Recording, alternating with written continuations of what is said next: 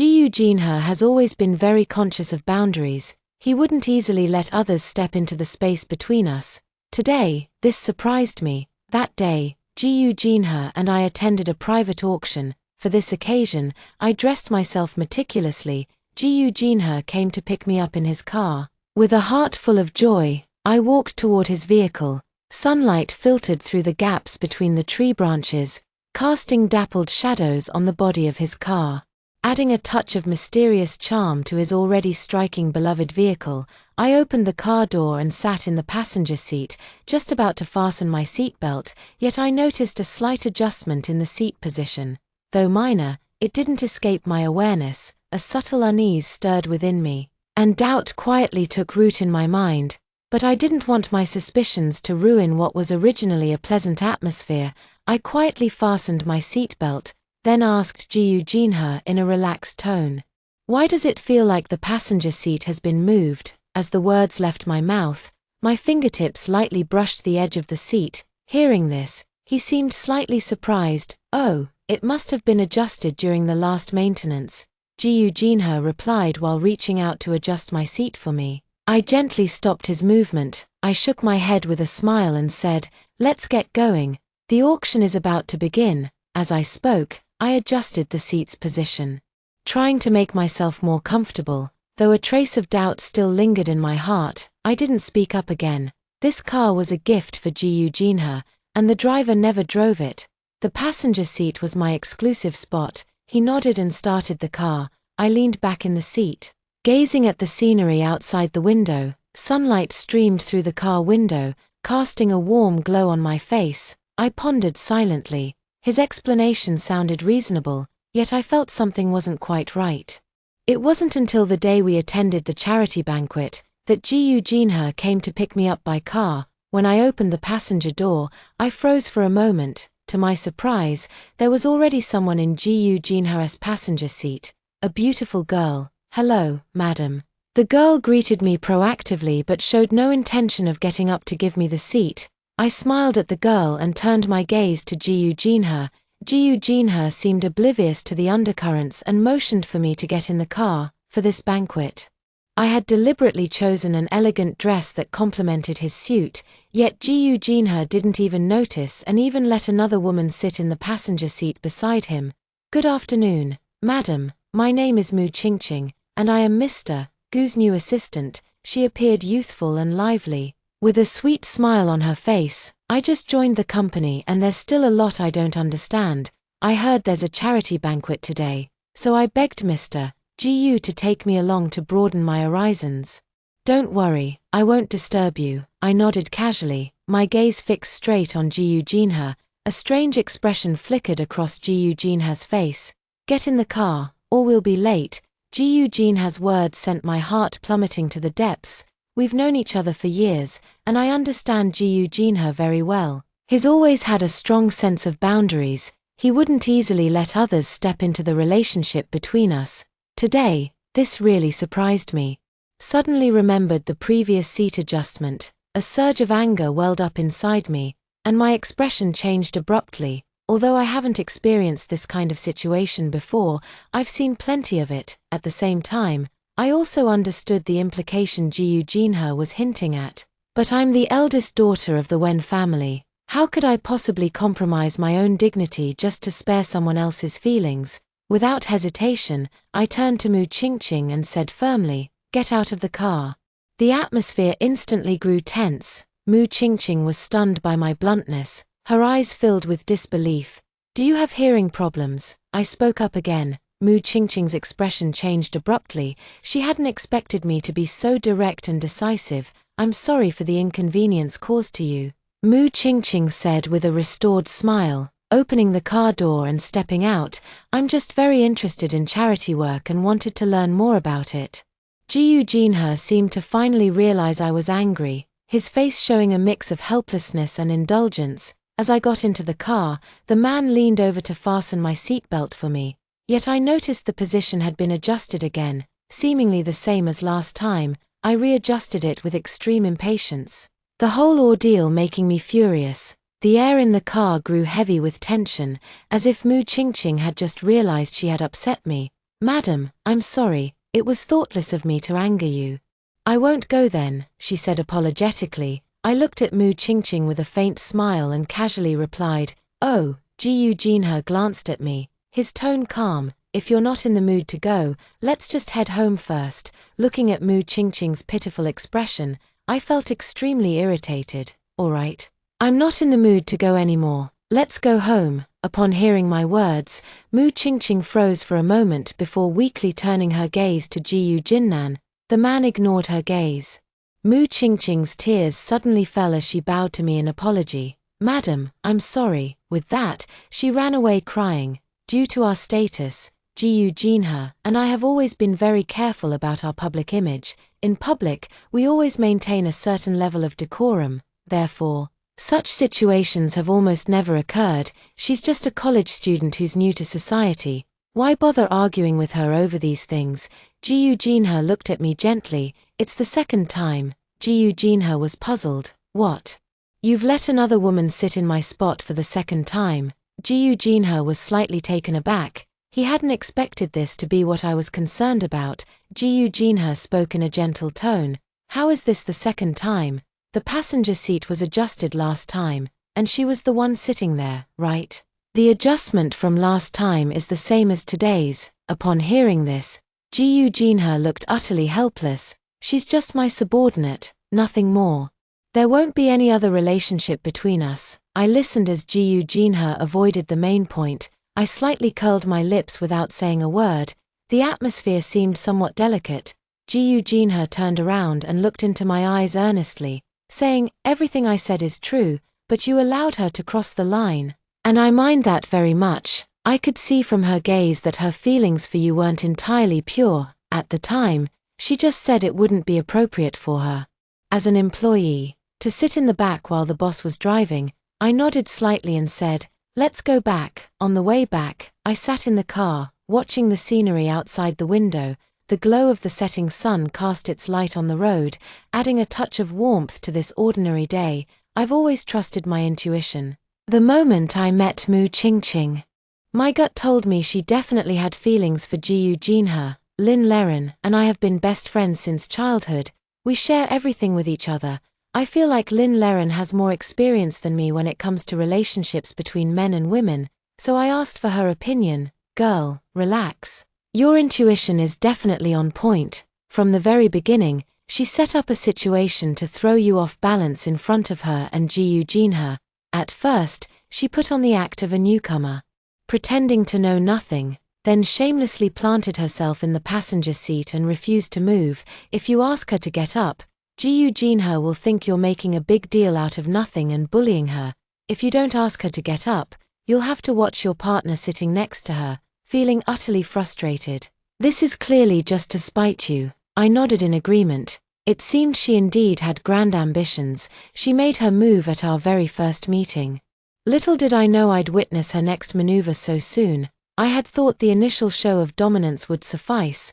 Little did I expect that just 3 days later, I would see Mu Qingqing dressed to the nines at an even more high-profile charity banquet, as Ji Jinhe's chief assistant. Zhao Nana was quite familiar with me. Sometimes I would ask her about certain matters, and this time she sent me a photo along with a screenshot of a social media post. In the photo, amidst the bustling center of the venue, Mu Qingqing wore an exquisite haute couture outfit with flawless makeup, making her appear even more charming and delightful. The photo clearly shows Ji Jinhe's figure. In the screenshot is Mu Qingqing's social media post. One must wear a beautiful dress to a banquet to truly shine. Seeing this, I actually laughed in anger. I took a careful look at the photo. I noticed that the dress she was wearing was surprisingly similar to the one I wore that day. I couldn't help but wonder if it was actually mine or just a replica. Suddenly, I remembered that I had left my dress in Ji Jinhe's car. How could it now be on Mu Qingqing? The answer is self-evident. I was provoked. This feeling is extremely uncomfortable. Someone I don't even regard as worthy, being given repeated opportunities by those around me to provoke me. For me, it's somewhat hard to believe. I even considered ignoring all consequences, walking right up to Mu Qingqing, and slapping her twice with resounding force. Yet, when I lowered my head and looked at my own hands, I felt that keeping such a low-grade green tea in mind was truly beneath me. So I gave Lynn Leren a call. Girlfriend's in a bad mood, let's go out and have some fun. Okay, coming right away, where's the address? Not in the mood to choose. Do you have any good places to recommend? Alright, I'll send it to you on WeChat. Got it. A minute later, I received the address of a hot spring resort. It would be nice to relax in the hot springs, so I drove there. At the hot spring resort, we both enjoyed a comfortable soak in the springs. Lynn Leren looked at me and asked, "Who made you unhappy?" I briefly explained the matter to her. Without hesitation, she blurted out, "The first time you mentioned her." I could tell she wasn't the type to follow rules. It seems my intuition was right. I nodded slightly. She took a sip of red wine and curled her lips disdainfully. Isn't she just trying to show off? Then let's indulge her and give her a chance to steal the spotlight in front of everyone. I turned to look at her in confusion. I have a friend who works in self-media, and she attended both charity banquets. The one Mu Qingqing was brought to by Jiyu Jinhe was quite high profile. So what? That photo she posted was practically flaunting it on purpose. Which banquet did she attend? And that dress she was wearing? What if the organizers found out she'd already worn that gown to a lower-tier event of the same kind? I nodded to show I understood. Her action undoubtedly delivered a resounding slap to the organizers, and might even implicate Jiyu Jinhe as well. Then I'll trouble your friend for this. I'll treat her to a meal when there's a chance. Gently raising my arm, the wine glass in my hand swayed lightly. Cheers. Our gazes met, smiles blossoming in each other's eyes.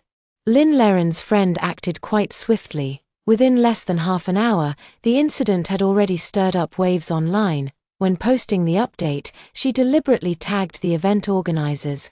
The organizers have yet to respond. But informed netizens have already identified Mu Qingqing as Jiyu Jinan's companion that day.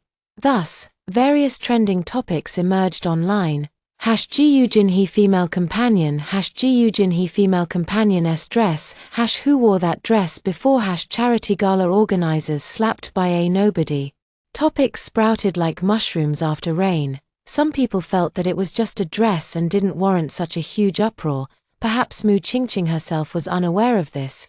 But someone immediately retorted, how could an assistant to the CEO of a major corporation not even understand basic social etiquette? Some even went so far as to dig into Mu Qingqing's background. Fresh out of the gate, with humble origins, how did she suddenly appear in custom-made glamorous attire, turning heads overnight? Meanwhile, someone reposted Mu Qingqing's social media updates on a platform. In no time, someone deduced from the WeChat moments he posted that the dress was a gift from Jiyu Jinhe. Immediately, public opinion split into two factions. One criticizing Jiyu Jinhe for being stingy by giving a second-hand dress, while the other speculated about the true motive behind Mu Qingqing's WeChat Moments post. In any case, various topics kept emerging, maintaining high levels of public interest. Upon learning of the incident, the PR manager at Jiyu Jinhe's company promptly reported it to him and inquired whether the dress was indeed a gift from Jiyu Jinhe. Upon receiving an affirmative response, the PR manager immediately decided to issue a statement. They expressed sincere apologies to the organizers, clarifying that it was an unintentional mistake, while also explaining that the outfit was casually gifted by President Jiyu. As for Mu Qingqing wearing the outfit to the banquet and sharing it on social media, these were purely her personal actions and had nothing to do with the company or President Jiyu. Once the statement was released, netizens once again shifted their focus to Mu Qingqing, with some even trying to trace whether I was the one who had previously worn the dress. Some even speculated whether it was a case of the mistress challenging the wife, only to suffer a crushing defeat. As for these rumors, I merely skimmed through them without offering any response or reaction. I remained focused, discussing dinner menu options with Lynn Leren. Once the company's statement was released, internal gossip groups of all sizes were already abuzz with heated discussions. Mu Qingqing became the target of online ridicule and was also the center of discussion within the company. Faced with everyone's pointing and whispering, Mu Qingqing's face turned as pale as paper. Overwhelmed, she hurriedly hid in the stairwell. There, she unexpectedly overheard her colleague's conversation. Mu Qingqing just joined the company and already turned into a clown. There's plenty more to see in the future. Yeah. Since she's so overconfident, it's only natural she gets humiliated. They spoke with a few suggestive chuckles, their tone laced with ill intent. Mu Qingqing listened to their mockery, her hand unconsciously tightening around the doorknob. Mu Qingqing took a deep breath, steadied her emotions, and calmly returned to her workstation. Mu Qingqing carefully arranged the dress, placing it flawlessly back into the box, ready to return it to Ji Jinhe when the time came. At the end of the workday, after everyone in the company had left, Mu Qingqing, looking utterly dejected, was about to leave as well when she suddenly noticed Ji Jinhe was still in the office. Mu Qingqing went back to retrieve the dress box, tidied up her appearance, and, gazing at her pitiful reflection in the mirror, pushed open the door to Ji Jinhe's office. Ji Jinhe had just finished his work and was preparing to leave. His gaze fell upon the girl who was cautiously pushing the door open. Her face was pale as she clutched the box in her hands, at a loss. "What's wrong?" Ji Jinhe asked.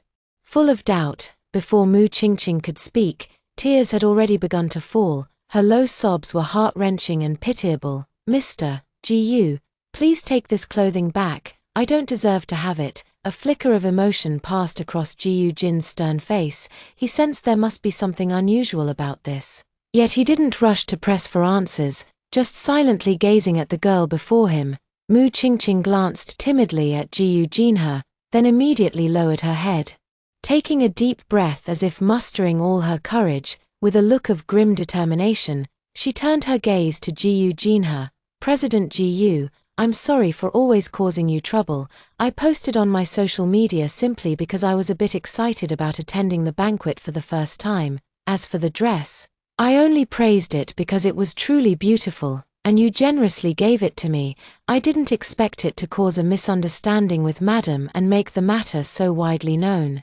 Mu Qingqing sobbed softly, appearing pitiful and delicate. "President Ji, I plan to apologize to Madam and hope to personally explain everything to her." Mu Qingqing shared her thoughts. Ji Jinsu had never been one to pay attention to gossip, and his knowledge of this matter still came from the report of the PR manager.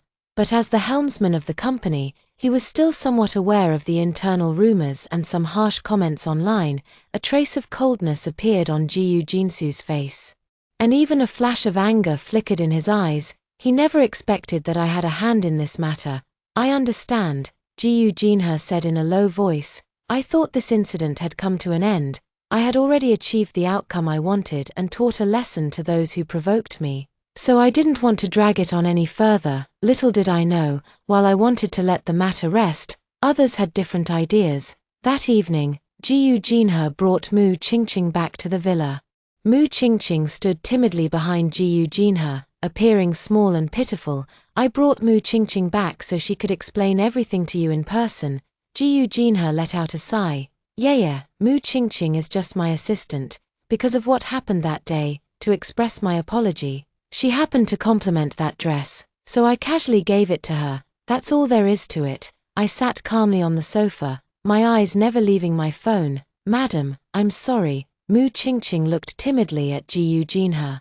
Seeking the man's approval, she bowed deeply to me, her voice soft and faint. "I've never attended a banquet before. Last time, I planned to use that opportunity to broaden my horizons, but in the end, I couldn't make it, which left me feeling very regretful. Now that I have the chance, I'm so excited that I posted a moment to commemorate it. Mr. Ji gave me that dress, and since I urgently needed a suitable evening gown at the time, I accepted it without much thought.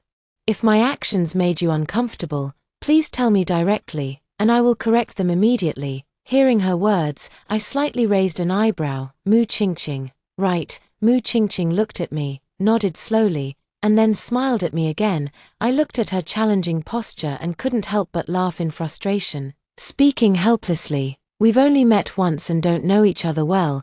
How can you be so sure it was me who did it? And why are you here to apologize?" Mu Qingqing was stunned by my question and didn't know how to respond. In an instant, a flush of embarrassment spread across her face, leaving behind a helpless and fragile demeanor. When you, Mu Qingqing, is here to apologize to you. Jiyu Jinhe knew me well, and since the dress was mine, he felt this matter must be related to me. Listening to the subtle shift in how he addressed me, I only felt a cold, mocking laugh rise silently in my heart. There was no response. Yeah. He called softly as a reminder, although he currently disapproved of my actions, but now the facts cannot be changed, and further inquiry is meaningless. Therefore, he did not confront me but allowed Mu Qingqing to come and apologize to me. Both sides understood without speaking. Everything was left unsaid. I casually responded with an "I see." Jiyu Jinhe declared coldly that there would be absolutely no next time. No matter who it was, I stood up and walked upstairs with calm steps. After Jiyu Jinhe made Mu Qingqing leave the villa, he immediately followed upstairs and came straight to the room to find me. Seeing me sitting by the floor-to-ceiling window, gazing at the scenery outside, he came up behind me and gently embraced me. Still angry, I let out a light laugh. Angry about what? He paused. All right, it's all over now, let's just leave it at that. I had originally intended to let it go, but at this moment, a sudden rebellious urge surged within me. So I'm supposed to just endure the injustice? I looked at him with sarcasm. I think you're making a mountain out of a molehill, Jiyu Jinhe said sternly, looking at me. Moreover, Mu Qingqing will have to bear the lasting consequences of this matter. It was me who made her endure it. If she hadn't provoked me first, I probably wouldn't have even known you gave my clothes to someone else. Just because of a piece of clothing, you made such a trivial matter known to everyone. And even humiliated me. I broke free from his embrace and looked at him without restraint, saying, you insist on believing that all the fault lies solely with me.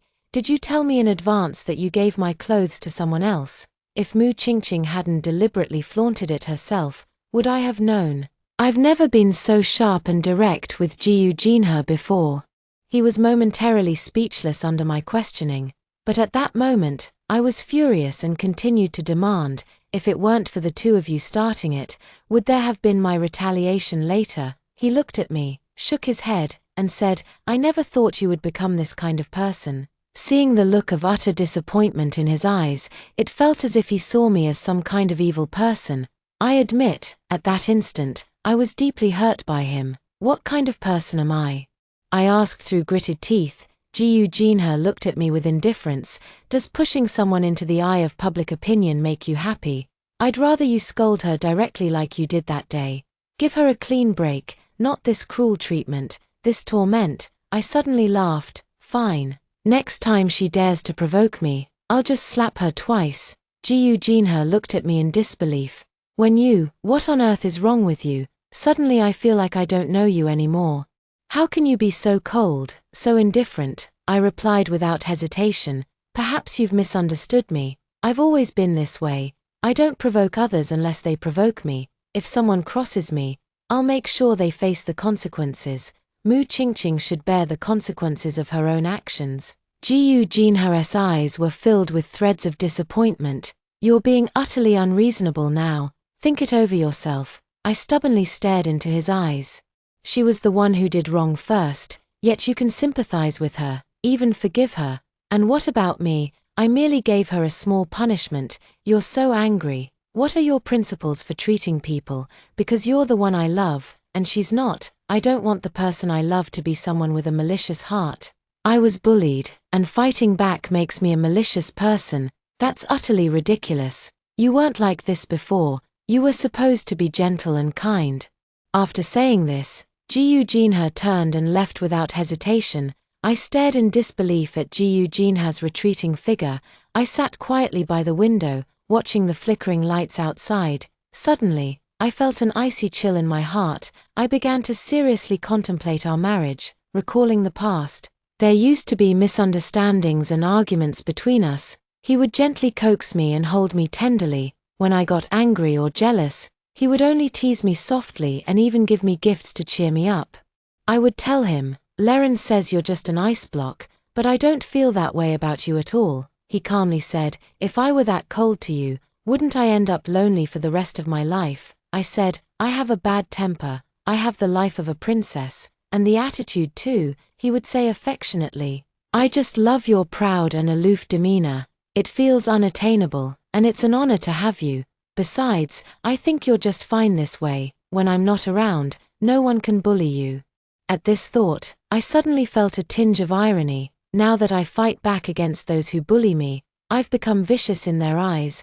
I feel like our marriage might be coming to an end. Because of yesterday's incident, everyone in the company knew Mu Qingqing had offended someone, and they all deliberately kept their distance from her. In just half a month, she was almost completely isolated. That day, a batch of supplies arrived at the office.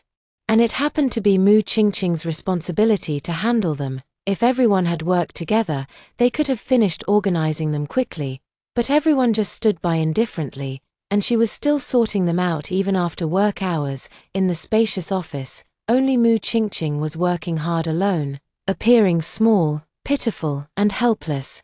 This scene happened to be witnessed by Jiyu Jinhe. Noticing Jiyu Jinhe's gaze, Mu Qingqing timidly looked back at him. Jiyu Jinhe's eyes were deep and cold. Such silent gaze made Mu Qingqing lower her head as if startled. "President Jiyu." Mu Qingqing greeted Jiyu Jinhe while silently shedding tears.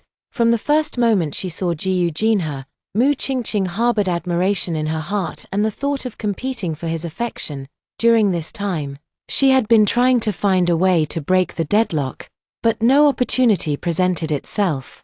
Mu Qingqing instinctively felt that this was a turning point and immediately made Jiyu Jinhe sense her vulnerability and the pity of being targeted by others.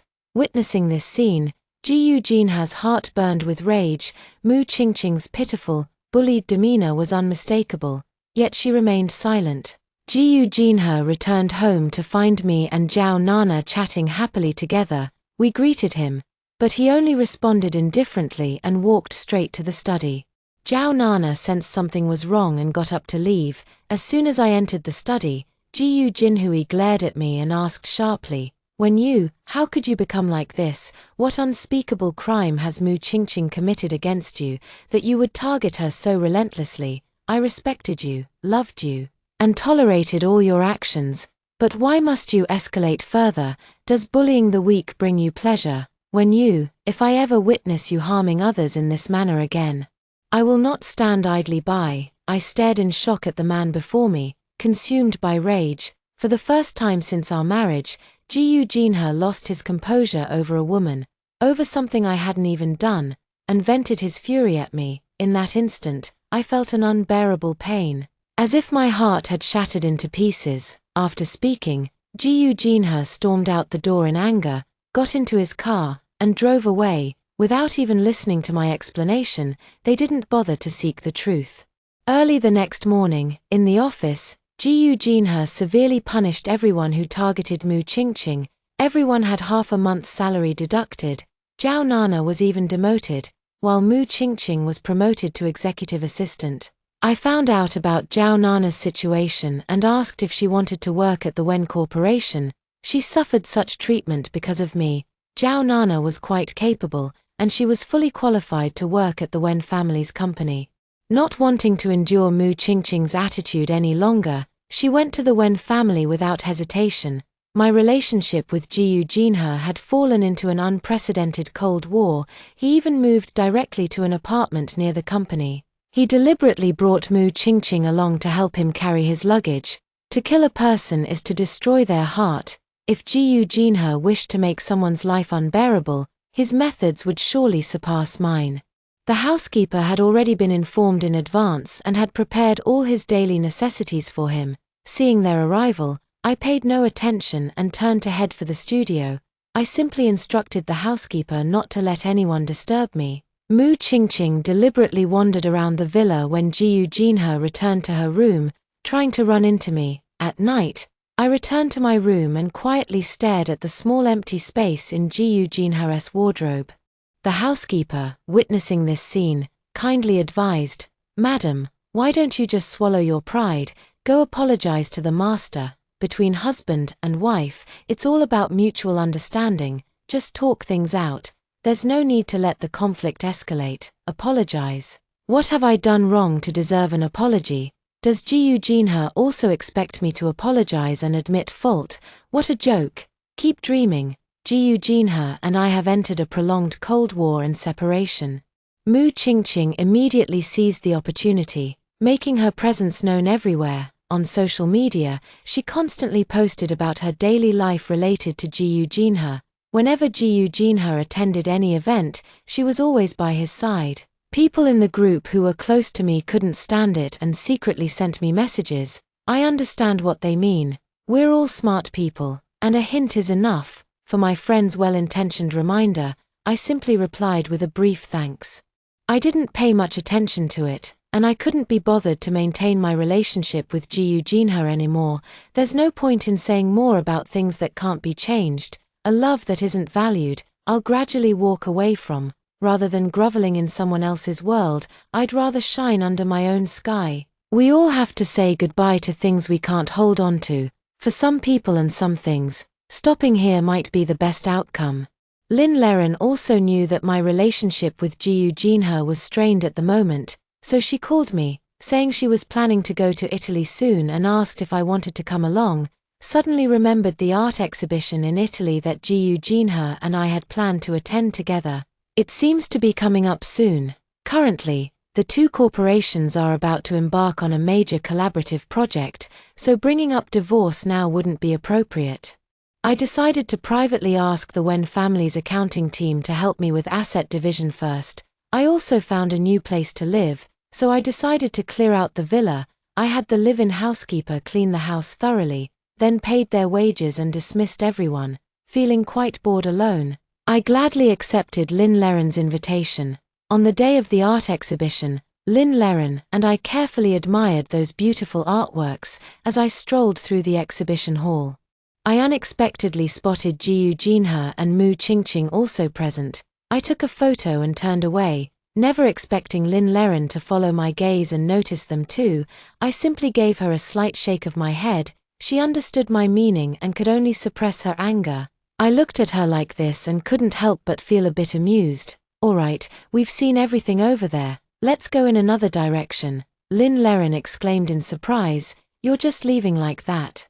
Don't you want to see his expression when he sees you? It would definitely be interesting. I shook my head without hesitation, not interested in knowing. Let's go, no gossiping. Lin Leren smiled radiantly. Let's just pretend he doesn't exist and continue immersing ourselves in this feast of an art exhibition. I nodded gently, a playful glint flashing through my eyes. Stop worrying about them and focus on appreciating the art. Didn't you come here seeking inspiration? Lin Leren agreed with a laugh and added, Tonight, I'll treat you to a sumptuous dinner. I gladly agreed. As night fell, we thoroughly enjoyed a delicious dinner. Afterwards, we headed straight back to the hotel without running into Jinhe and the others again. The next day, Lin Leren had a burst of inspiration and decided to return to China, yet I still longed to travel around, and coincidentally, the Milan Fashion Week was about to begin, so I started preparing for my trip to Milan. Thus, the next day, we bid each other farewell at the airport. On the flight, I unexpectedly ran into Ji Zessen, a long-lost university classmate. I remember we first met in an elective class during university.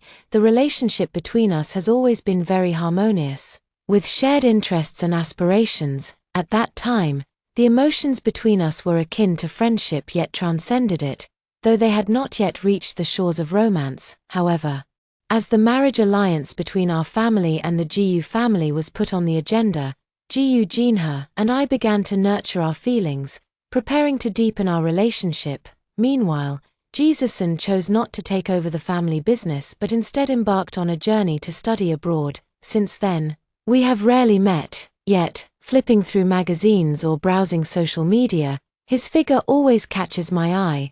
After returning to his home country, he independently founded a film and television company. Venturing into the film and television industry and frequently interacting with the media, his presence has become a common sight. When we met, he gently broke the silence. What a coincidence. It's been a while. I smiled lightly and nodded in response. Indeed, it's been a long time. His gaze swept over as he softly asked, Are you here for leisure or work, just out for some relaxation, and incidentally to admire the fashion? I replied, You're doing quite well, in comparison. I'm somewhat pitiful, having to rush off on a business trip, he said with a self-deprecating smile. I replied lightly, you're swamped with work. How could you possibly compare yourself to me? How could it not be possible? If I could, I'd naturally wish to be like you too, he answered. Later, we exchanged a few casual words, and soon I closed my eyes, slipping into a brief rest. Getting off the plane, he offered, which hotel are you staying at? Let me give you a ride. I told him the name of the hotel and was surprised to find we were staying at the same one. So, we went to the hotel together. In the following days, I strolled among many scenic spots, leisurely passing the time. Meanwhile, he was busy with work and was rarely seen in the hotel. It wasn't until one day, after I returned from watching a performance, that I met him again at the hotel. How have you been these past few days? Planning to head back? It's been alright. I've pretty much visited all the places worth seeing. I've just wrapped up my work, and I was wondering if you'd like to go out and relax together over the next 2 days. Seems like you're inviting me for a trip. He gave a slight nod and asked, then, may I have the honor of being your travel companion? We then spent 2 delightful days together, marveling at the dazzling night views and capturing countless breathtakingly beautiful moments. On the final night, we went together to release sky lanterns. Jesus said gently, we're going back tomorrow. Let's release all our unhappiness along with these sky lanterns. I was surprised. I had a great time. He said firmly, you must have something troubling you. If you're willing to share, I'm all ears. For some reason, I ended up confiding in him about the issues between me and Jinha. After listening, he gently hugged me and said softly, when you're wronged, stand up for yourself firmly. There's no need to compromise for anyone. Go do what you want to do. You should be a bright and cheerful person, not a pitiful little soul weighed down by grievances. He handed me a Kongming lantern and said, only by shedding the shackles of worry and distancing yourself from unworthy entanglements can you welcome the truly precious people in your life. He raised an eyebrow at me, flashing a radiant smile. In an instant, I resolutely cast aside the gloom of the past. We originally planned to return together, but he had urgent work to attend to, so we said our goodbyes, and I came back first. The day after I returned, I received a call from Jinha, who had just come back from a business trip. Tomorrow is the opening event for the collaboration project between the two groups. Got it?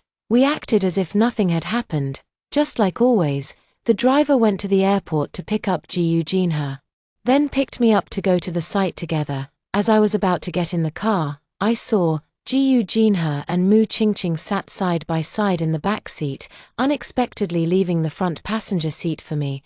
I found my own situation laughable, yet I accepted it calmly, without asserting my dominance. Jinha's expression was cold, the atmosphere heavy. Good day, madam, Mu Qingqing greeted me, breaking the silence. Feeling playful, I responded generously, hello. Mu Qingqing didn't expect that I would actually greet her in return. For a brief moment, she seemed dazed but quickly regained her composure. Meeting again, Mu Qingqing appeared much more mature and composed than before. Jinha pressed her lips together tightly, remaining silent the entire way. Yet I listened with great interest as Mu Qingqing subtly showed off. After attending the event on site, as I was preparing to leave, Gu's mother came over to invite us to dine together. Seeing Gu's mother, Mu Qingqing greeted her warmly and introduced herself. In an instant, she managed to brighten Gu's mother's mood. During the after-dinner chat, Mu Qingqing shared some amusing stories about Jinha's workplace experiences with Gu's mother. Upon hearing them, Gu's mother nodded repeatedly in satisfaction. Changing the subject, she then inquired with concern about Jinha's recent living conditions. Mu Qingqing naturally continued the conversation. The atmosphere at this moment seemed somewhat unusual. However, my expression remained as composed as ever. The atmosphere grew increasingly tense as Mu Qingqing realized her words had been inappropriate. Daily life should have been the topic I responded to. Mother Jiu noticed something amiss and glanced at me discreetly, yet I merely responded with a smile, showing no sign of offense, even gesturing for Mu Qingqing to continue. Jinha looked at me without saying a word. And Mu Qingqing also awkwardly remained silent. The atmosphere in the lounge fell into an awkward silence, At that moment, my phone ringtone unexpectedly broke the silence. I immediately picked up the phone and walked out of the room. Mother Gu noticed the awkward atmosphere and turned on the TV, unexpectedly. The content playing on the TV screen made the living room atmosphere even more eerie. I received a call from Lynn Leren, who informed me that I had made it to the trending list not long ago. My schedule unexpectedly coincided with Jesuson's. It turns out he was also there during my stay in Italy. We accidentally appeared in the same frame, and this moment was captured by the ever-present paparazzi. Soon after, we met again in Milan, and for the last 2 days, we even traveled together. As a result, with Jesuson returning to the country today, news about us spread like wildfire. The paparazzi's photos captured numerous intimate moments between the two of us. Suddenly struck by an idea, I calmly responded to her, "I understand, I'll handle it later." Her tone revealed surprise. "You're actually so composed," I said indifferently. Jesuson's side should be able to handle it properly. After a few simple words, we ended the call. Returning to the living room, I immediately sensed an even stranger atmosphere. Yet, I still remained silent. However, Mu Qingqing was the first to speak. "Madam, I didn't expect you to have just returned to the country as well." I was baffled by the question and didn't respond. At that moment, I noticed Madame Gu's displeased expression. Jiyu Jinhe remained calm-faced, but I sensed a hint of anger. Mu Qingqing's question just now carried a hint of schadenfreude. I then realized the problem lay with me, and recalling Lynn Leren's phone call earlier, I understood what was going on. However, I didn't offer any explanation. Remaining as composed as ever, Jiyu Jinhe noticed I still had no intention of speaking up. Don't you have anything to say?" he asked, breaking the silence. I gave him a puzzled look. "Say what? There's nothing to say." Seeing my indifferent attitude, Jiyu Jinhe seemed engulfed in a storm of emotions, yet he was visibly restraining himself, as if waiting for a clear answer from me. I could only smile and say, "It's exactly what you see." He spoke coldly. "So this is your answer?" With a bright smile, I nodded. "While you were enjoying a sweet honeymoon with your lover. I also arranged a romantic journey for myself. Any problem with that?" As soon as I finished speaking, I sensed Jiyu Jinhe's anger had reached its peak. I remained unperturbed and spoke again. "Between you and me, it's nothing more than this. No need for further words." Seeing his expression change once more, I twisted the knife in his heart. "How does it feel to be cuckolded, Jiyu Jinhe?" I stared at him without the slightest hesitation. He fixed his gaze on me, his hands clenched tightly, veins faintly visible in his palms, but he quickly composed himself. "I never cheated on you. We were just working together." I looked at him with a sarcastic expression. He spoke again. "There were no boundaries crossed. I never had an affair." But I brushed it off, saying, "Oh, so no boundaries were crossed, huh? Your assistant's social media is full of posts flaunting your sweet daily life together. Haven't you noticed?" I deliberately emphasized the word sweet. I shot him a sidelong glance. "Everyone in the industry has noticed something off and has been warning me. Do you still think this hasn't crossed the line? Taking her to the art exhibition we promised to visit together during a business trip is completely normal." I glanced at them, a hint of disdain curling my lips as I said coolly, "Don't be such a hypocrite." Jiyu Jinhe was once again provoked by me. Yet, I paid no heed to his anger, feeling instead a flicker of satisfaction within. I noticed Jiyu Jinhe found my words hard to accept. I knew he believed his relationship with Mu Qingqing was purely professional, nothing more. He just wanted to use Mu Qingqing to warn those around him, to remind me, to force me to compromise. Yet, unexpectedly, our relationship deteriorated to such an extent. In front of Madame Jiyu, Mu Qingqing was eager to defend herself. "Madam, there is nothing improper between me and President Jiyu. This is just work to me. As Mr. Gu's assistant, I strive to be thorough in every aspect, but there is absolutely no inappropriate behavior between me and Mr. Jiyu." Mu Qingqing sat beside Jiyu Jinhe, her expression composed. "I see, on the way here, you sat side by side with Jiyu Jinhe, while I, the president's wife, was relegated to the passenger seat. Such thoroughness truly broadens my horizons," I said sarcastically. Mu Qingqing was left speechless by my retort. I glanced at Ji Jinhe and said, Ji Jinhe, this is the chief assistant you personally trained. Zhao Nana is also a woman, also your assistant. She's been by your side since graduating from college. Has she ever sat next to you? She's more thorough than Mu Qingqing in every aspect. Have I ever targeted her once? I watched as Ji Jinhe was left speechless, then he calmly said, Let's get divorced. Ji Jinhe, watching me coolly utter the word divorce, Ji Jinhe's face was filled with shock. Without hesitation, he immediately grabbed my hand tightly and led me back home. As soon as he stepped over the threshold, he once again felt the shock in his heart. The scene at home was silent and empty. The aunts who used to be busy had all left according to my instructions. Ji Jinhe's footsteps suddenly stopped, and a look of astonishment appeared on his face. The home we had shared for 3 years now seemed so unfamiliar and distant. He finally understood that my divorce plan had been quietly set in motion long ago. Ji Jinhe gazed in disbelief at everything before him, holding me tightly in his arms, his tone both gentle and firm. Yeah, I have never betrayed you. Please believe me. Okay, I didn't respond, just quietly listened to every word he said. I didn't do anything. You clearly know that. I waited for him to finish before speaking. You had Mu Qingqing accompany you home to collect your luggage, knowing full well it would upset me. You took her to every event, knowing it would invite gossip about me. The art exhibition you promised to visit with me on our vacation, you ended up taking her instead. You silently allowed her boundary-crossing provocations, humiliating me and forcing me to make amends. You despise me for bullying the weak.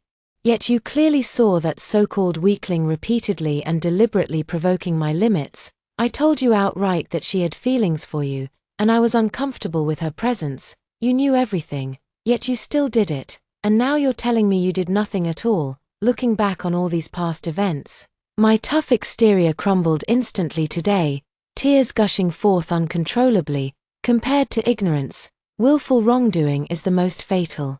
Ji Jinhe was forced into retreat by me step by step. He wanted to embrace me, but I dodged. He whispered, Yeah, I was wrong, I'm sorry. I wiped away my tears. It's meaningless now.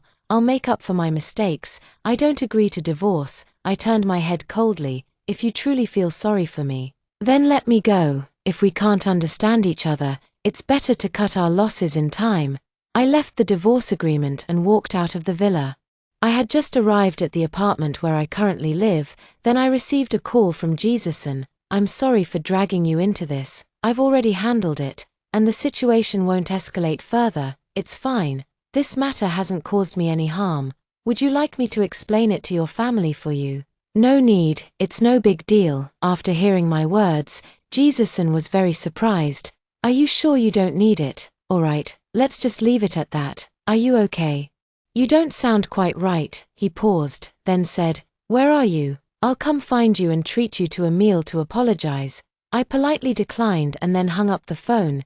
Ji Jinhe tore the divorce agreement I left into pieces. He even rehired a male chief assistant. At the same time, he made adjustments to Mu Qingqing's position. One afternoon, I was sitting in a coffee shop drinking coffee. Mu Qingqing suddenly appeared before me. Her appearance took me by surprise. After just a few days apart, she had lost her usual youthful vitality. The exhaustion on her face couldn't even be concealed by thick foundation. I signaled the waiter to bring her a cup of coffee.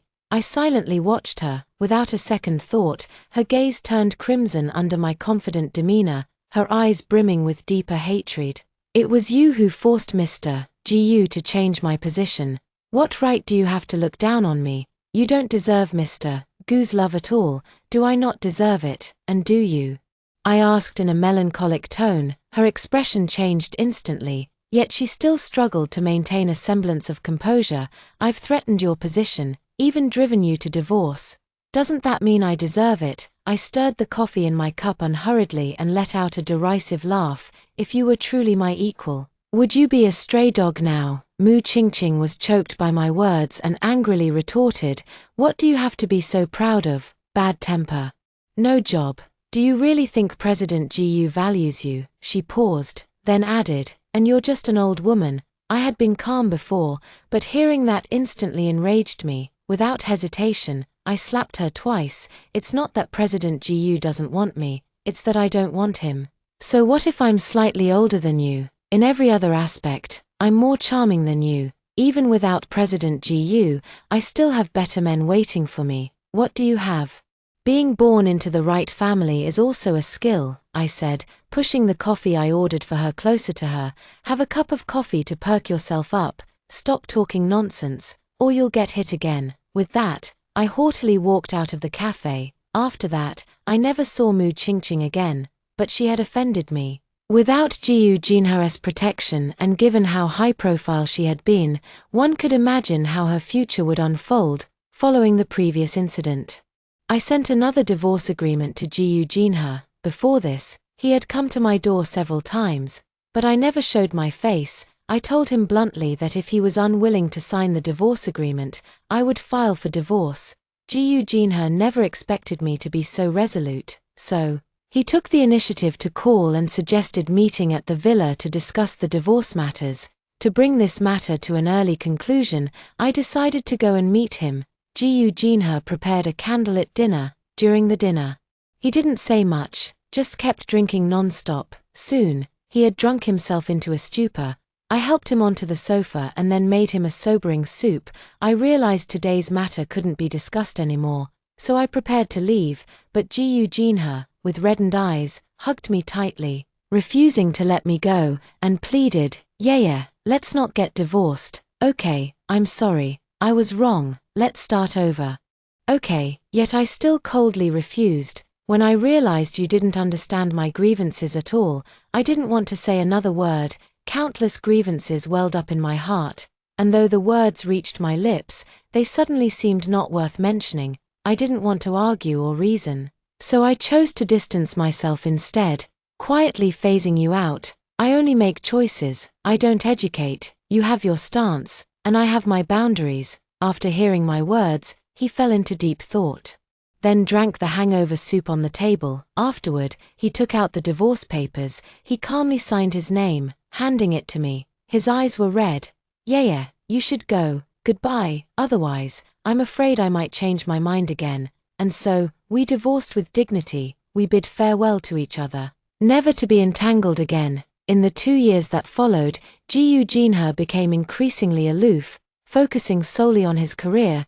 I gradually began training at the Wen Corporation, and my interactions with Ji Zelin became more frequent, yet what the future holds remains uncertain. Next, I'll tell you the second story. Frederick Gu's female student is pregnant. At his daughter's birthday party, he brought her back to the Jiu family. He said to me coldly, Thank you for your efforts over the years, but Shirley is pregnant, and I can't let her and the child be left out in the cold. Sylvia, let's get divorced. Mr. Edward Good was furious.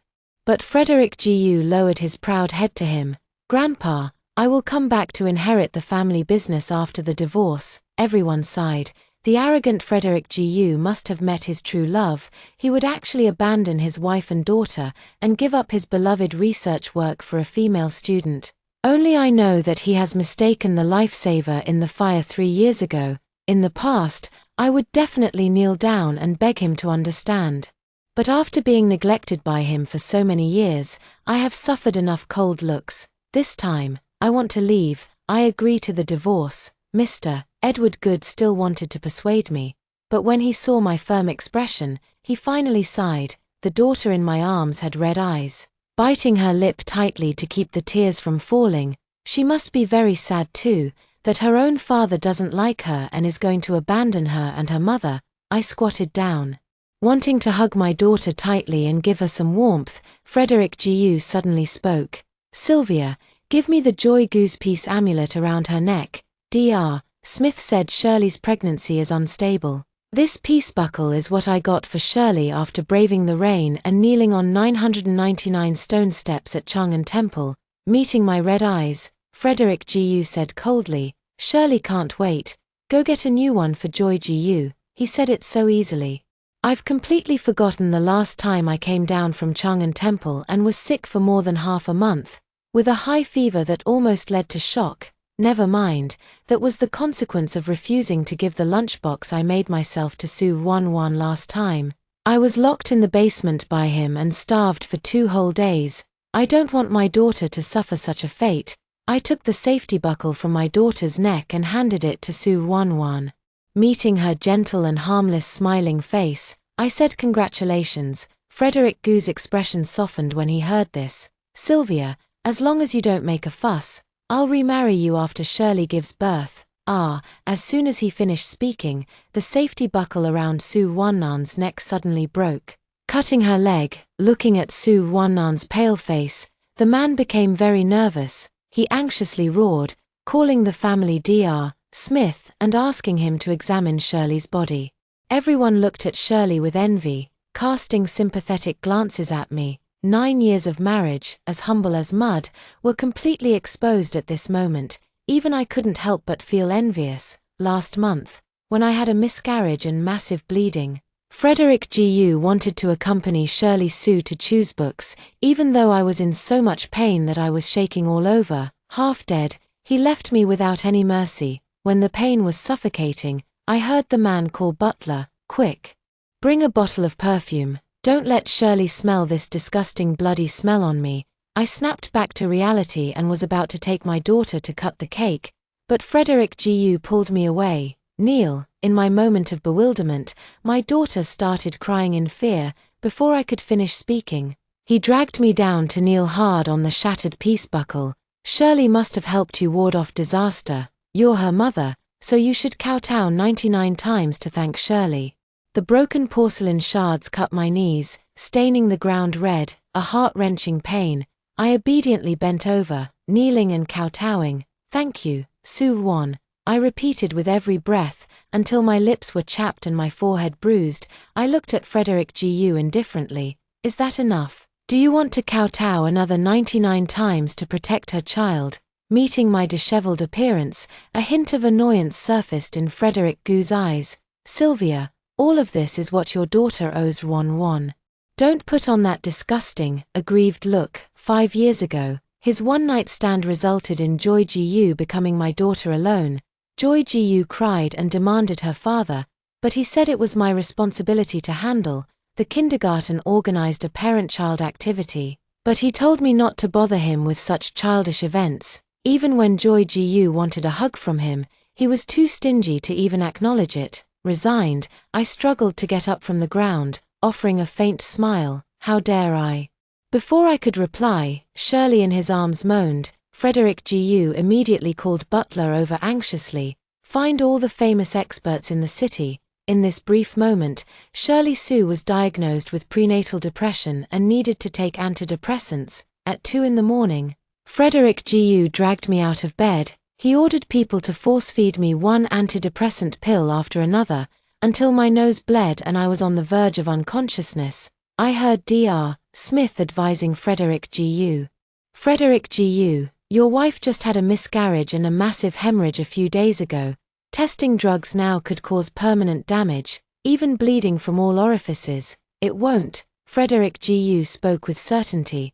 The Gu family's nutritionists and chefs have given her the best care. Now is the time for her to repay Shirley. Seeing my eyes open, the man stopped speaking and pulled me into his arms. Sylvia, hang in there, we'll be done testing soon. I pushed him away and resigned myself to swallowing a pill. Half an hour later, my body began to tremble and twitch. At this moment, bodyguards told Frederick Gu that Shirley Su wasn't in a good mood right now. He immediately notified Dr. Smith to speed up the drug trial process. Dr. Smith broke out in a cold sweat and said tremblingly, "If we speed things up, I may go into shock due to drug confusion." After hesitating for 2 seconds, Frederick Gu said, "Prepare the defibrillator. Shirley is pregnant, her health is the most important." Dr. Smith couldn't bear it and wanted to persuade him again. I looked at the clock pointing to 6:30 and said, "Let's try it. After the trial, I still need to take my daughter to school." Looking at my pale face covered in cold sweat, Frederick Gu's stern expression suddenly darkened. He was about to ask me who I was putting on a pitiful act for. Isn't it just a simple drug trial? The news of Shirley Su waking up made him turn around and leave immediately. It was at this moment, blood poured from my ears, and I could no longer hear any sound around me. At the moment of collapse, Dr. Smith's loud exclamation didn't earn Frederick Gu even a single look back. 3 days later, I woke up in the hospital, but couldn't hear any sound. Frederick Gu stayed by my side, loudly telling me, "You've lost hearing in one ear, and the other is severely damaged, but don't worry. I found you the best Dr. Smith, and he will definitely cure you." I nodded and asked him, "What about our daughter?" "Our daughter is at the old house, being taken care of by Grandpa." He answered all my questions, until he asked me, "How did you get the burn on your back?" Dr. Smith said that if it weren't for the burns on my back, this drug trial wouldn't have hurt me so badly. I glanced at the matching couple's diamond ring on his hand, the same style as Shirley Sue's, and made up a random excuse to brush it off. He wanted to ask more, but Shirley Sue called him away. In the following days, Frederick Gu didn't show up again. Shirley Sue's moments are frequently updated with loving videos of the two, a drone confession of love on the Cross River Bridge, hot air balloons and fireworks all over the city, high-end luxury goods covering an entire room. He was afraid of Shirley Sue's prenatal depression, so he introduced her to people in high society and supported her from behind. He was afraid that he wouldn't be able to take good care of Shirley Sue, so he spent a lot of money to hire 10 nutritionists and pregnancy experts, a grand gesture that shocked the entire wealthy circle. Shirley Sue posted everything Frederick Gu did on her WeChat moments, making everyone envious. I looked at the 99 likes below and followed suit. "Congratulations, wishing you longevity." The next second, Frederick Gu sent me a message, "Shirley's emotions are unstable during pregnancy. Don't mind those messages. Dr. Smith has been found for you, arriving at the hospital tomorrow." I didn't reply and signed the divorce agreement sent by assistant. The next day, I ran into Frederick Gu and Shirley Sue on my way to the clinic. The two were as close as glue. Shirley Sue had just finished her prenatal checkup, and Frederick Gu presented her with 99 roses to make her happy. I suddenly remembered the experience of coming to the hospital alone when I gave birth to Joy Gu, 5 prenatal checkups. Until Joy Gu was born, Frederick Gu never accompanied me once. Once at the hospital, I encountered a patient who became entangled with me, and she pushed me over. I video called Frederick Gu, only to see him passionately kissing Shirley Sue in the lab. Shirley Sue moaned dreamily. The phone. Frederick Gu picked up the phone.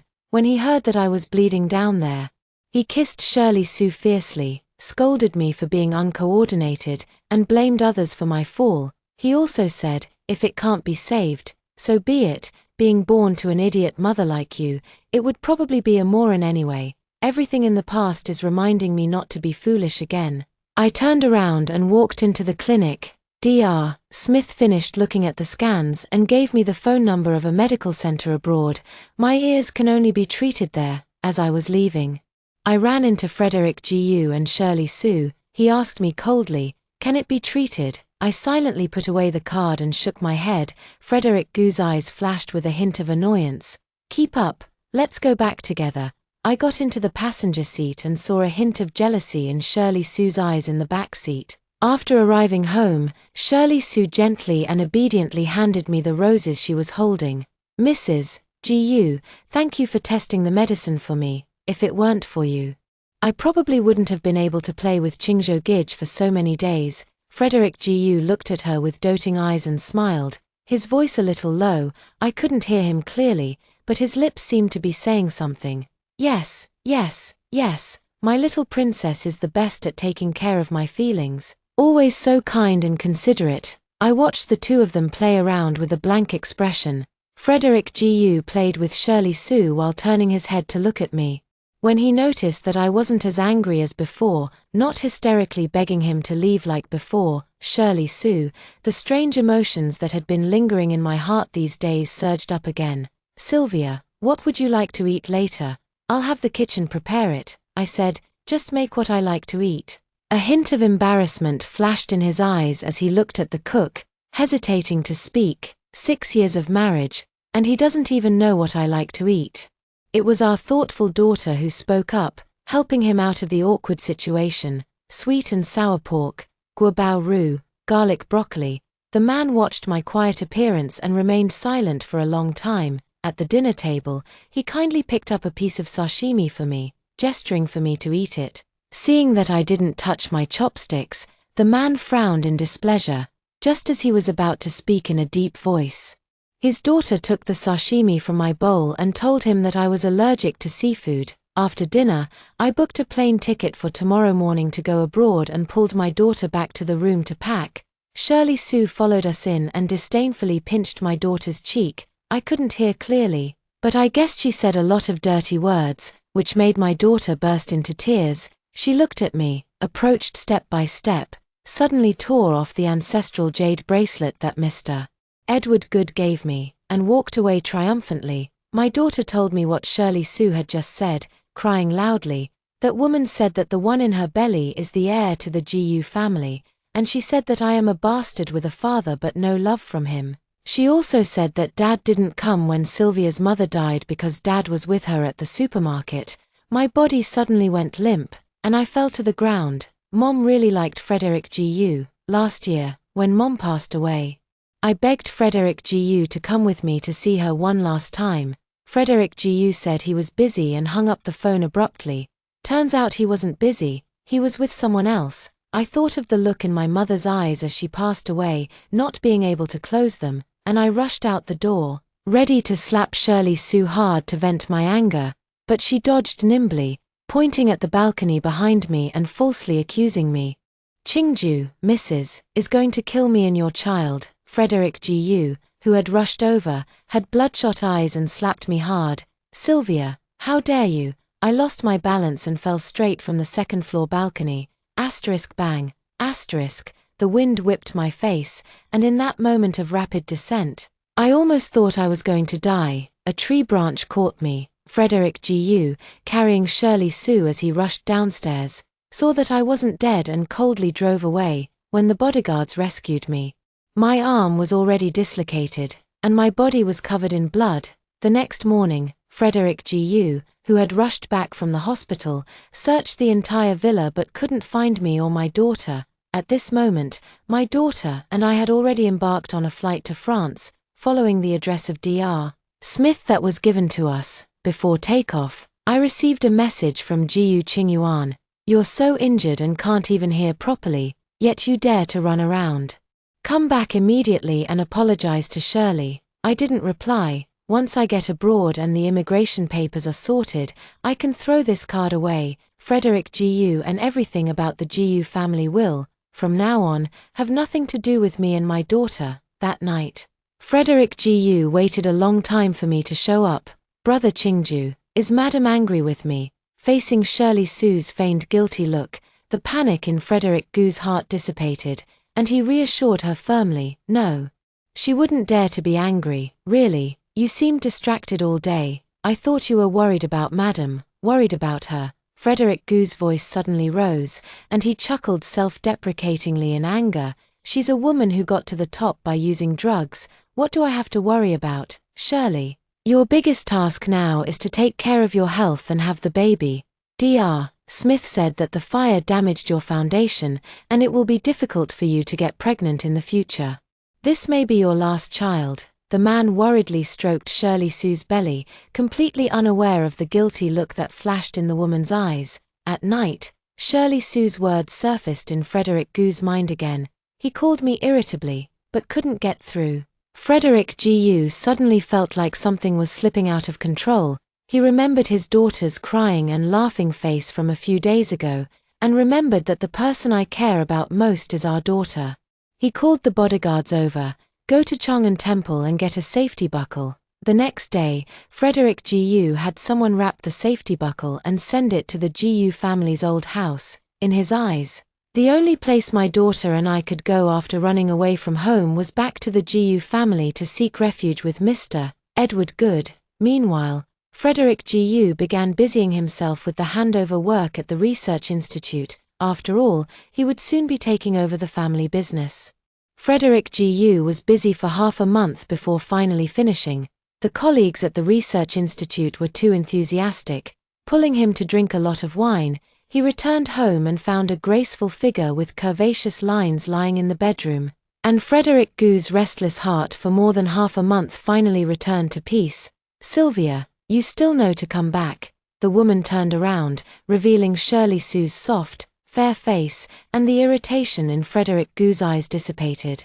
"What are you doing here?" Shirley Sue looked at Frederick Gu's gloomy face and suddenly felt scared for some reason. Her tears streamed down, her face becoming pitiful. "Chingju, it's been so long. Why isn't Madam back yet? Is she not planning to get a divorce?" She wouldn't dare. The Gu family has supported her for so many years, and Grandpa has agreed. Even if she doesn't agree, she has to. Looking at Shirley Sue's worried face, Frederick Gu irritably pulled the blanket over her, told her to get some sleep, and left. In front of the French window, Frederick Gu called me again, but it still went unanswered. He sent me a warning message in frustration. "Sylvia, come back and sign. I will remarry you after Shirley gives birth. Her health is poor, she can't handle the gossip." The message sank without a trace. Frederick Gu kicked the corner of the wall in frustration and took a can of beer from the refrigerator. He gulped it down, but still received no response. He opened another bottle. The next day, Frederick Gu woke up with a hangover and couldn't remain calm any longer. He sped to the old house at 180 kilometers per hour. As soon as he entered, he saw the old man playing chess alone. There was no one beside him. Frederick Gu's unease grew stronger. "Grandpa, where is Sylvia?" Old Master Gu raised his head in confusion. "Sylvia, didn't she already divorce you?" Frederick Gu's heart sank, his face stern. "She's not here." Old Master Gu pulled out 2 documents from under the table. "Open it and take a look." Frederick Gu eagerly opened it, his face as black as coal, gnashing his teeth. "How is this possible? Sylvia Chen has been managing the Gu family's business all these years." It wasn't until he opened the next document that a hint of disbelief flashed in his brown pupils behind the gold-rimmed glasses. Finally, Frederick Gu saw my name on the last page of the divorce agreement. The heart that he had been holding onto suddenly sank. The man looked at Mr. Edward Good and said urgently, "When did Sylvia sign this? How come I didn't know?" Mr. Edward Good continued to play chess, his tone chillingly cold. "You were busy with that female classmate, of course you wouldn't know. Sylvia has made many contributions to the Gu family over the years. I see you don't like Joy Gu either, so I took it upon myself to let her take her away." Frederick Gu suddenly became very agitated, his voice terribly low. "Grandpa, why didn't you tell me?" "Tell you what, so you can continue to bully Sylvia. 9 years, she's loved you for 9 years, and what have you done? You've been hurting her." Frederick Gu was momentarily speechless, retorting, "She's nice to me, but only for the sake of the Gu family's wealth." Mr. Edward Good was so angry that he threw the chess piece in his hand at Frederick Gu, wanting to take the Gu family's money. "All these years you've been busy with research. Sylvia has been managing the Gu family's assets. If it weren't for Sylvia, the Gu family would have been finished long ago. She doesn't love you, so why would she rush into a burning building to save you, you ungrateful wretch?" Mr. Edward Good was so angry he was about to have a stroke. Frederick Gu stood there dumbfounded, staring at his grandfather in disbelief. "Wasn't it Shirley who rushed into the fire to save me? When did it become Sylvia?" The man looked at Mr. Edward Good with a disappointed expression, feeling a sense of panic for the first time. Mr. Edward Good's words exploded in Frederick Gu's ears. "Sylvia was the only one who rushed in and carried you out during the lab fire 3 years ago. Without her, you would have died." Frederick Gu's ears rang, and he growled in disbelief. "Impossible. The person I woke up to was clearly Shirley." Seeing that he wouldn't give up, Mr. Edward Good didn't say anything more and kicked him out of the old house. Frederick Gu's mind was a mess, filled with thoughts. He didn't know when he had returned to the villa until Shirley Sue anxiously brought him a bowl of porridge and looked at him.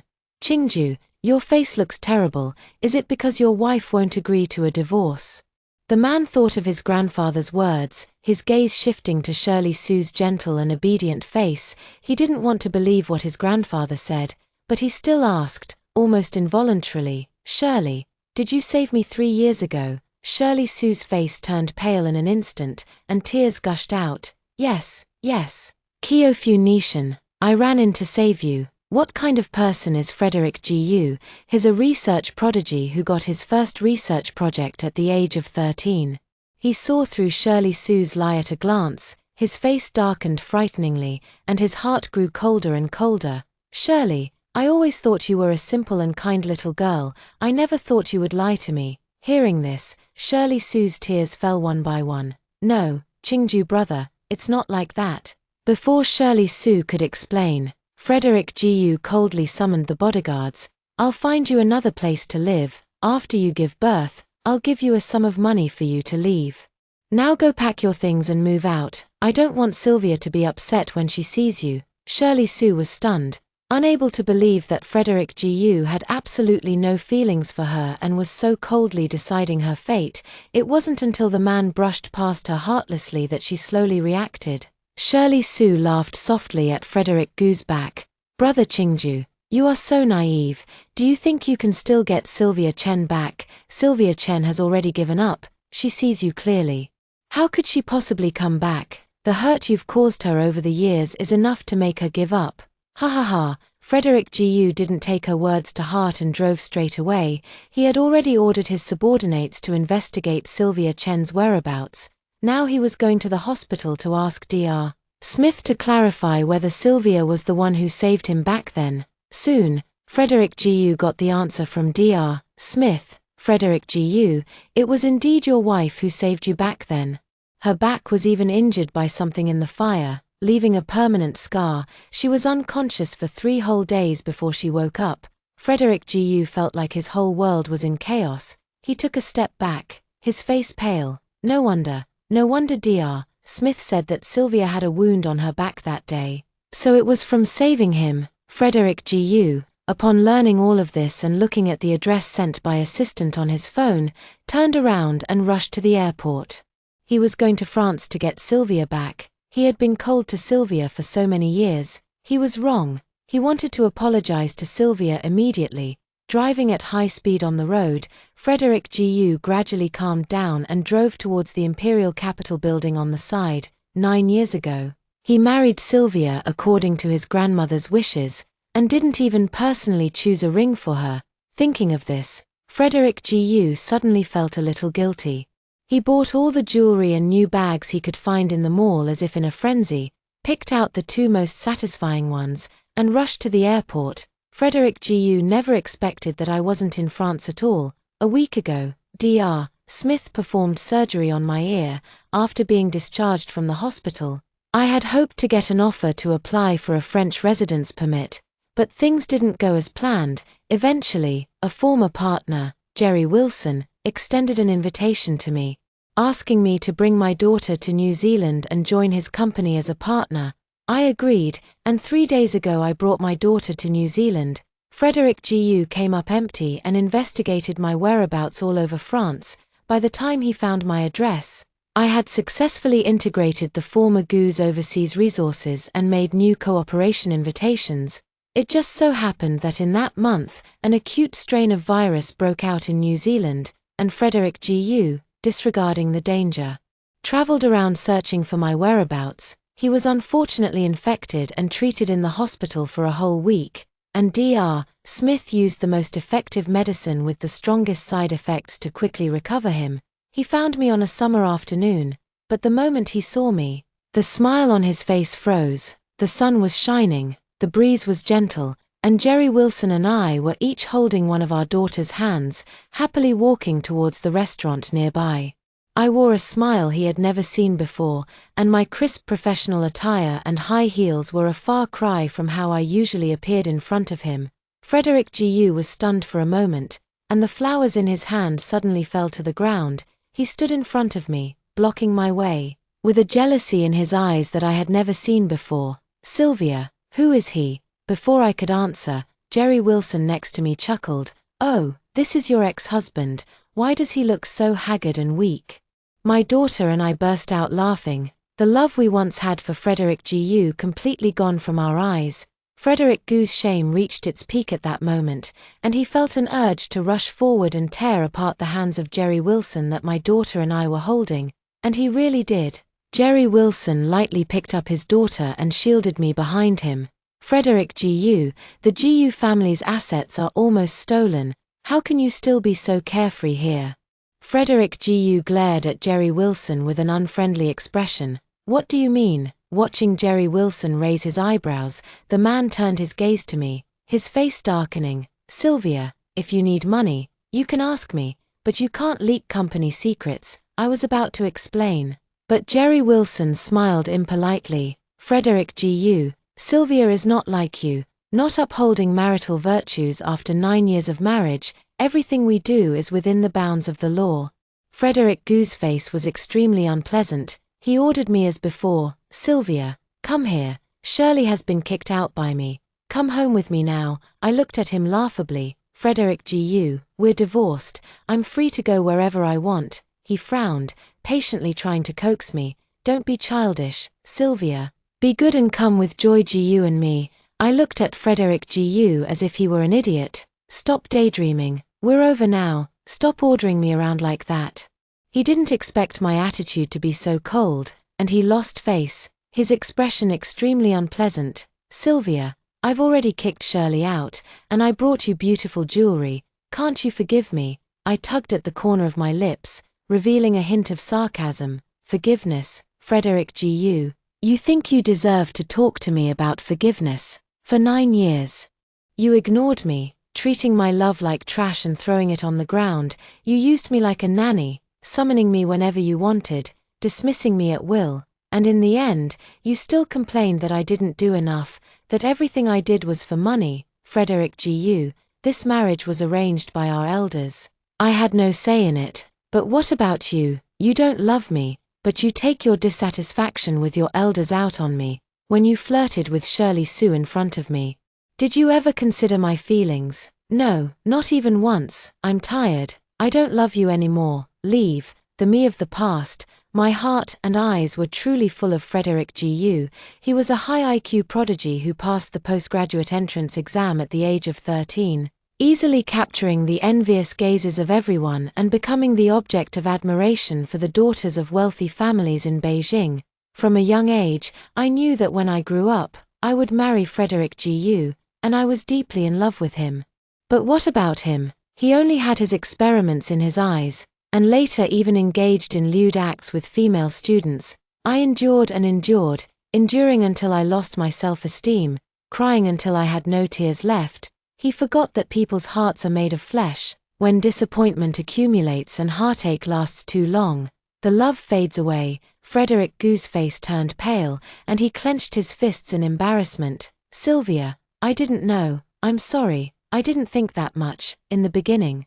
It was just Shirley. I only got together with her to get back at you. I don't like the marriage arrangement made for me by the elders. I laughed, my expression growing even colder. You don't like it, but you don't refuse it, and in the end, you blame me instead. Frederick Gu's face was very pale. He knew that any explanation at this point would be wrong. He opened the box in his hand, revealing a sparkling diamond ring. Sylvia, I know I made a lot of mistakes before. I'll change. I'll change everything. I will send Shirley away, only keeping the child with the Gu family bloodline, sending them far away, never to meet again. Sylvia, I was wrong. Please forgive me. Can we start over? I looked at him, my face gradually returning to calm. Okay, you kneel down and beg me. Kowtow 99 times, begging me to forgive you. Frederick Gu was stunned for a moment. He didn't expect that I, who was always gentle, would say such a thing, until he remembered something. He gritted his teeth and said in a heavy tone, Okay, Sylvia, as long as it makes you feel better, I promise you anything. Frederick Gu's knees slammed heavily on the ground, his body bent low as he kowtowed to me repeatedly. I'm sorry, Sylvia, please forgive me. He repeated the action over and over, begging for my forgiveness until his lips were raw, until he was drenched in sweat. Frederick Gu, who had just recovered from a serious illness, almost fainted on the spot. But he didn't forget to confirm with me, Can you forgive me, Sylvia? I touched my daughter's head and smiled softly. It's too late, Frederick Gu. You are no longer in Joy Gu's and my heart. No matter how many times you kneel now, even if you kowtow until you die, my daughter and I will not forgive you. Leave. And don't ever show your face in front of us again. Having said that, I let Jerry Wilson pull me into the restaurant. Behind us, there was a dull thud of someone falling. Frederick Gu fainted. Jerry Wilson gestured to me, silently asking if I wanted to get involved. I shook my head. We're not in the same world anymore. No need to bother. By the time we finished our meal, Frederick Gu had already been taken away by the ambulance. I heard that this strain of the virus is particularly difficult to treat, and he will probably lose half his life. Actually, Mr. Edward Good called me last night, asking if I could forgive Frederick Gu, but unfortunately, 9 years of neglect have long worn away my love for him. I don't care what he's doing now or if he's going to die from illness. For the next half-month, I was busy with immigration and work matters. Joy Gu is learning the language every day and has quickly made new friends.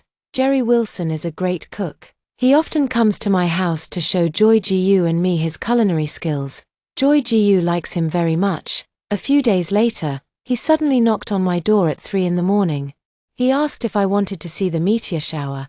I was surprised, looking at the pink-cheeked man in front of me, and I understood. That day, we sat on the rocky beach in Los Angeles and watched the meteor shower all night. That morning, we walked home hand in hand. Joy Gu exclaimed and threw herself into Jerry Wilson's arms, shouting, "Uncle Jerry Wilson, I knew you would become my new dad." We smiled at each other and walked out the door hand in hand. I didn't rush into marriage with Jerry Wilson. Time will tell. I didn't deny love or everything else just because I had an ill-fated relationship with Frederick Gu. I still believe in love and believe that I will definitely find true love. However, during this time when I loved life and was actively engaged in my work, Frederick Gu was in the hospital receiving painful treatment. The viral infection was highly contagious and had invaded his entire lung. His premature use of special drugs led to drug resistance in his body. And now half of his lung needs to be removed to control the spread of the strain. He wanted to be discharged from the hospital to find me as soon as he recovered, begging for my forgiveness. Mr. Edward Good learned about this and rushed from China to New Zealand. Mr. Edward Good persuaded him to stay in the hospital and recuperate, but he arranged for people to send me flowers and various gifts every day. He didn't let Joy Gu off the hook either. With the entire kindergarten class receiving expensive Lego toys, shocking many parents, every other week, he would make such a fuss in a grandiose manner. I couldn't bear it any longer and went to the hospital to see him. The hospital room, filled with the smell of disinfectant, was quiet. Frederick Gu turned red-eyed as soon as he saw me, and he awkwardly covered his hair that had fallen out, saying self-consciously, "Sylvia, don't look, it's ugly." He thought that I would still be like before, giving him thoughtful comfort when he encountered difficulties in his experiments. Unfortunately, he waited a long time, only to receive my cold reply, "If it's inconvenient for you, I can come another day." He struggled to jump out of bed, looking at me with a pained expression. "Don't go, Sylvia. I really know I was wrong. I'm willing to accept any punishment, as long as you forgive me. Okay, please don't leave me. Love me one more time. Okay, I will definitely make it up to you.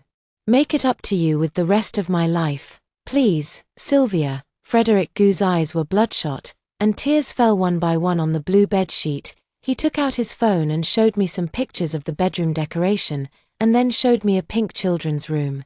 "See, Sylvia, I've had everything you like redone, and Joy Gu's room too. I've remodeled it all." I suddenly remembered that when I first married Frederick Gu, I loved him very much. I said I liked pink bedrooms, pink sheets, and pink closets. I said that if we had a boy, the children's room must be decorated in blue. If it's a girl, I'll decorate it in pink. What did he say to me back then? He said to me coldly, "Get out, don't bother me with my experiments. You're just a housewife who only knows how to fuss about these trivial things." Now he tells me he wants to give me a home again, but he forgot that love fades away. No matter how hard he tries, he can't bring back the passion I once had for him. It's no use. Frederick Gu, I don't love you anymore. Don't waste your energy. Go back as soon as you recover. The Gu family's business has already plummeted. I placed a wedding invitation on his bed. I'm getting married, and if you want to come, you're welcome. I walked out of the hospital under Frederick Gu's shocked gaze. The best way to strike back at an ex is never revenge, but to leave him and live better than he does. Frederick Gu didn't wait for my wedding. A financial crisis broke out in China, and the Gu family's industrial chain collapsed. He and Mr. Edward Good rushed back to China overnight to handle the emergency plan as quickly as possible, but they were still a step too late. After all, it was a century-old enterprise. And it didn't fall into bankruptcy, but it was also crumbling like a precarious building. Frederick Gu is a good seed for scientific research, but not the material for doing business. In just 3 months after taking over, he lost all the cash flow on the books, losing everything he had. Defeated, he wanted to return to the lab to continue his research, but Shirley Sue, upon learning that the Gu family was out of money, went to the lab and made a scene, crying and demanding that Frederick Gu compensate her and restore her reputation. Everyone, come and see. A dignified research professor, the son of the Gu group, coerced a female student into pregnancy and childbirth. Is there anyone who can help me? Frederick Gu slapped her in a moment of anger, and she fell to the ground, bleeding profusely, losing the child. Frederick Gu was also criticized, making it impossible for him to concentrate on experiments, coupled with a previous lung infection. His energy was greatly reduced, and he often fainted in the laboratory. The higher-ups, fearing an accident and due to the huge impact of forcing a female student to have an abortion, fired Frederick Gu. Frederick Gu could not accept this reality and went online to clarify. Citing his various awards and scientific research achievements, netizens scolded him. Please be informed that a high degree does not mean good character. Eating the food made by his virtuous wife. Enjoying a young and beautiful body. What a clever bastard. He doesn't have money to play tricks anymore, so he comes here to cry injustice. Frederick Gu broke down and jumped from the second-floor balcony on the spot. He wasn't as lucky as I was. He got caught on a branch and fell straight to the ground, breaking his leg. Poor Mr. Edward Good, an old man of such advanced age, had to sell his property to raise money for his leg treatment. I didn't care about any of that because Jerry Wilson and I were about to get married. Joy Gu served as the flower girl, bringing us the most sincere blessings. This time, I have a husband who loves me. Joy Gu also has a father who loves her very much. We will live this life harmoniously and happily. That's all for today's story. If you like this video, please give it a thumbs up and subscribe. If you have any suggestions, feel free to leave a comment and let me know. See you in the next video. That's the end of today's story. If you liked this video, don't forget to subscribe. We will keep updating with more exciting stories and look forward to meeting you again next time.